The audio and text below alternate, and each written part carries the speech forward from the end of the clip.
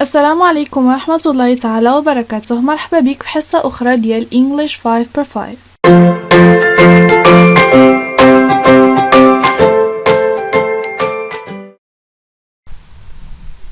هاد الحصة هي أول حصة ديال الشهر الخامس. هاد الشهر اللي غنركزو فيه بزاف على الحوار. غادي يكونوا عندنا جوج ديال الحوارات في الأسبوع في نفس الموضوع، يعني غادي نشوفوا الحوار الاول والحوار الثاني في نفس الموضوع. غادي نناقشوهم شنو هما العبارات اللي نقدروا نستعملوا في مختلف يعني في مختلف الحاجات في ديك المكان هذاك. مثلا اذا تكلمنا على واحد الحوار كيدور في المطار، شنو هما الحاجات اللي نقدروا نقولوهم في المطار، شنو الحاجات اللي يمكن يتقالوا لنا، كيفاش نبدلوا هاد العبارات هادو الى اخره.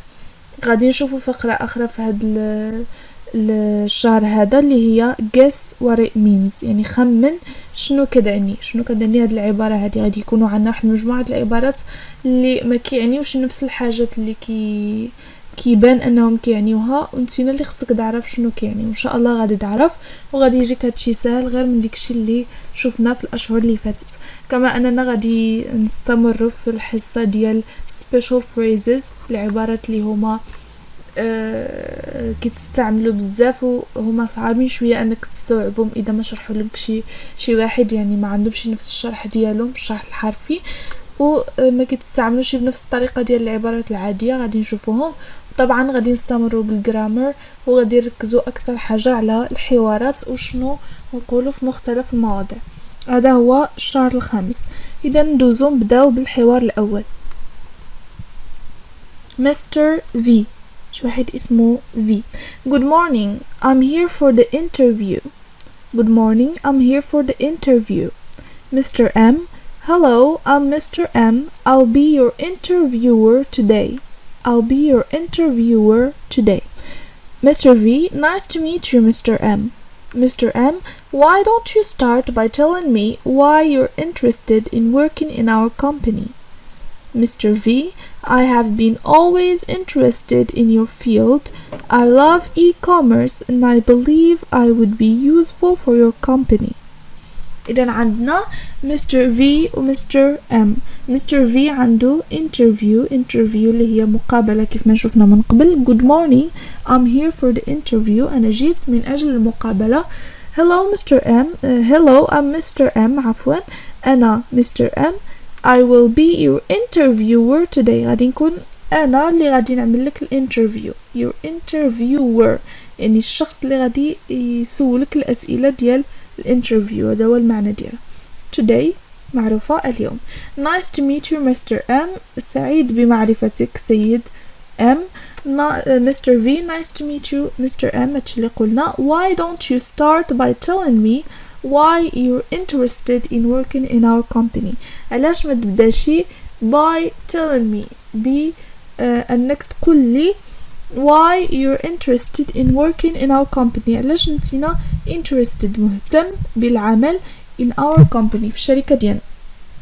Mr. V جاوبو I have been always interested in your field. من دائما كنت مهتم field هو المجال، المعنى ديالو الحرفي هو الحقل اللي كتكون مزروعة فيه شي حاجة، بينما المعنى في حل هذا السياق هذا هو المجال.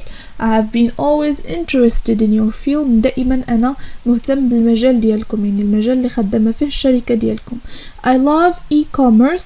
كيعجبني e-commerce هو الكوميرس عبر الانترنت. And I believe I would be useful for your company. يعني أنا مؤمن أنني غادي نكون useful مفيد for your company للشركة ديالك، يعني واحد الشخص اللي مفيد لهاد الشركة هذه. Mr. M, what are your strengths؟ strength يعني بلا ديك اس هي القوة. strengths يعني كنزيدو لا اس في الاخر، نقاط القوة ديالك. إذا بغينا نقولوا شنو هما الحاجات اللي كتعتبرهم أنهم هما نقاط القوة ديالك. What are your strengths؟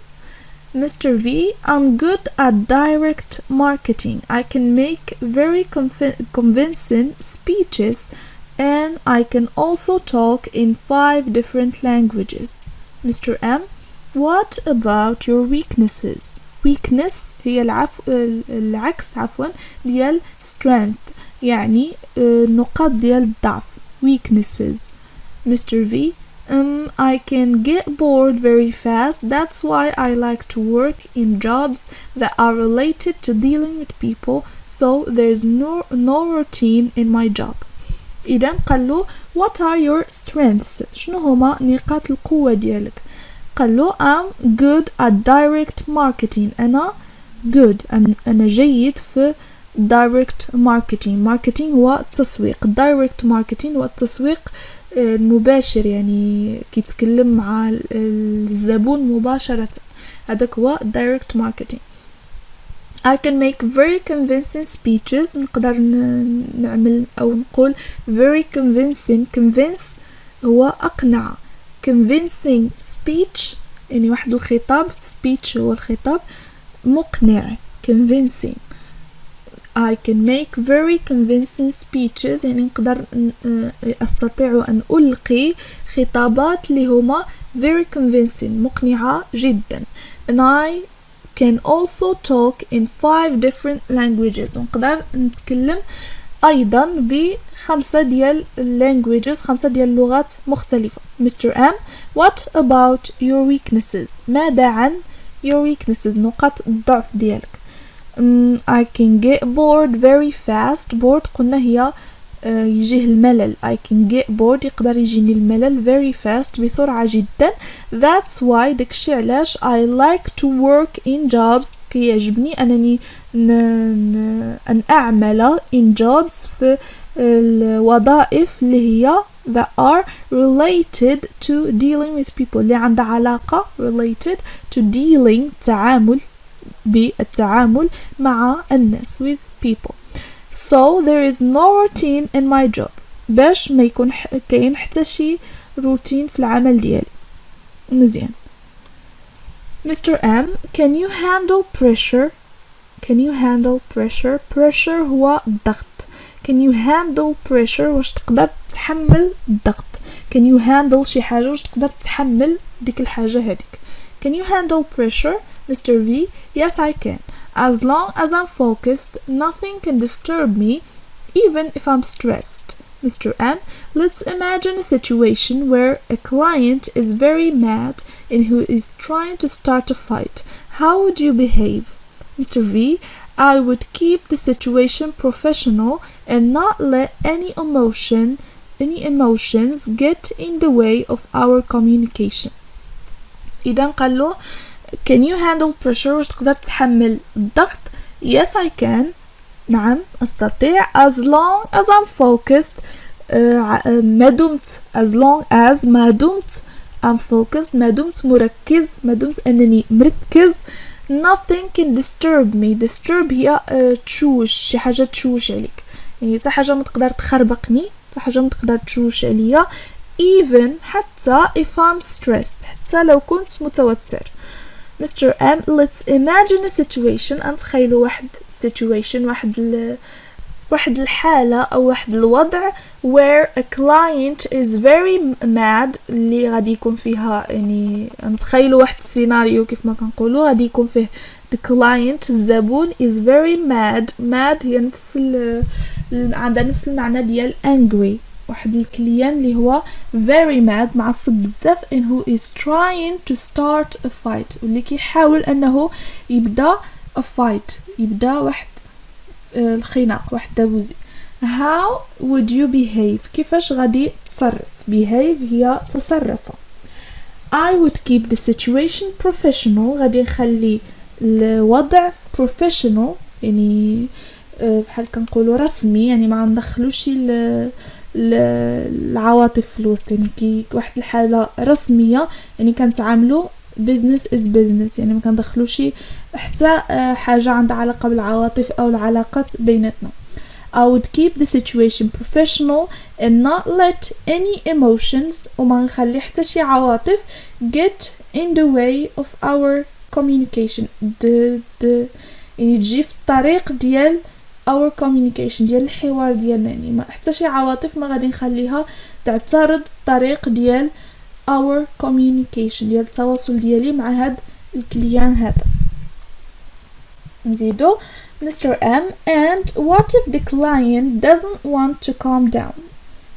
If the situation is out of control, I'll ask the boss to talk to him or to advise me on what to do with him.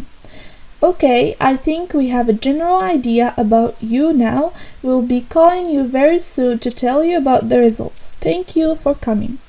إذا قال له and what if the client doesn't want to calm down. ماذا إذا كان ديك الكلاين هذاك ديك الزبون هذاك doesn't want to calm down، ما بغيش يهدأ، ما بغيش يعني يوقف، ما بغيش أنه calm down، أنه يهدأ، أن يهدأ. If the situation is out of control، إذا كان الوضع خارج عن السيطرة، out of control خارج عن السيطرة، I will ask the boss to talk to him. غادي نطلب من boss، من رئيس ديالي في العمل to talk to him، أنه يتكلم معه or to advise me، أو أن ينصحني on what to do with him، شنو نعمل معه، شنو نقوله. Okay, I think we have a general idea about you now. حسنا، كنظن أننا عندنا واحد الفكرة عامة عليك now الآن.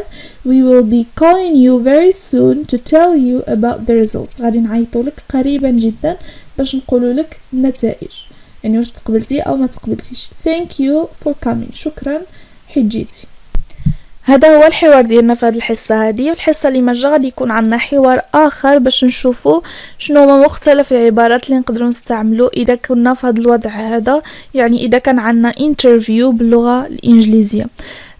طبعا هاد جوج ديال الحوارات غادي يقدموا واحد يعني بزاف ديال العبارات اللي نقدروا نستعملوهم، ولكن اذا كان عندك اي تساؤل على شي عبارات اخرى، يعني بغيتي مثلا شنو اذا سالوني هكذا شنو نقدر نقول، اذا سالوني هكذا شنو نقدر نقول، راسلني عبر الواتساب وغادي نجاوبك على جميع العبارات اللي بغيتي تعرف كيفاش ترجمهم، او اذا كنتي ترجمتيهم سردهم لي ونشوفهم لك واش صحاحين. اذا ننتقلوا للحصه الثانيه، والسلام عليكم ورحمة الله تعالى وبركاته.